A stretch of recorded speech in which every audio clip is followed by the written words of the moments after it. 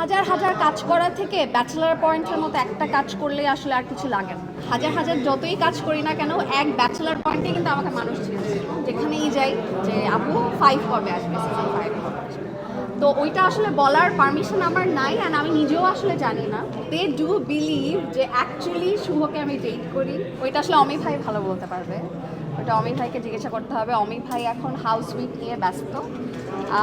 এটা আসলে সবাই যেখানেই যাই সবার একটাই প্রশ্ন, মানে কমন পিপলদের একটাই প্রশ্ন যেখানেই যাই যে আপু 5 কবে আসবে, সিজন 5 কবে আসবে।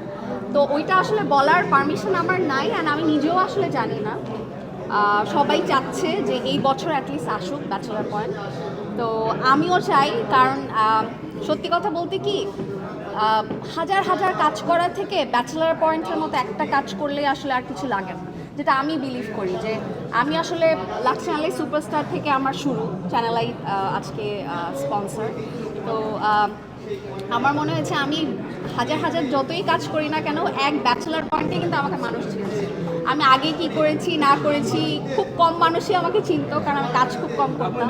একটা ব্যাচেলার পয়েন্টই আসলে এনাফ। মানে একটা কাজ করলেই আসলে হাজার হাজার কাজ করা লাগে না, একটা ভালো কাজ করলেই আসলে এনাফ।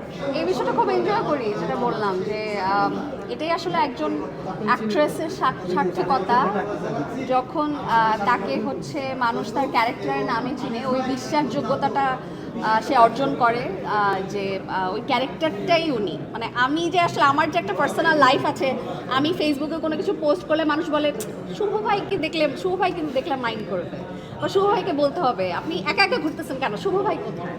মানে দে ডু বিলিভ যে অ্যাকচুয়ালি শুভকে আমি ডেট করি, অ্যান্ড আমি বিদেশে গেলে শুভ আমার সাথে যায়, অথবা শুভ আমাকে শপিং করে দেয়। তো এটা আমি খুব খুব এনজয় করি, খুব মজা লাগে। সবাই তো কানাডায় অনেকদিন ধরে, সো জানি না কবে আসবে। ছোট্ট একটা মজার কথা বলি, রিসেন্টলি আমি মালয়েশিয়ায় গিয়েছিলাম।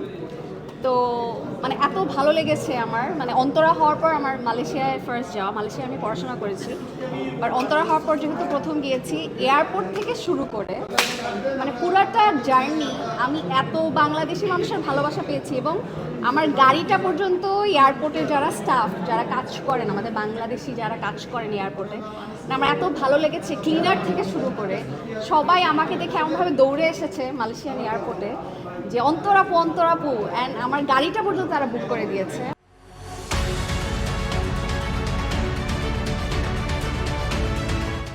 একদম আমি যাওয়ার আগ পর্যন্ত তারা আমার সাথে ছিল, মানে হোটেলে পৌঁছানোর আগ পর্যন্ত তারা ট্রাই করেছে যে অন্তরাপু যাতে সেফলি হোটেলে পৌঁছাতে পারে।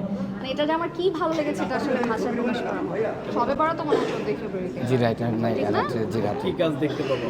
কাজ যেটা বললাম যে আমার ডিরেক্টর বলবে, ওটা আসলে আমার বলার পারমিশন। আমি একটা মানে ভালো কাজ দিয়েই সবার সামনে আসবো, ওটা আসলে এখন বলতে চাই।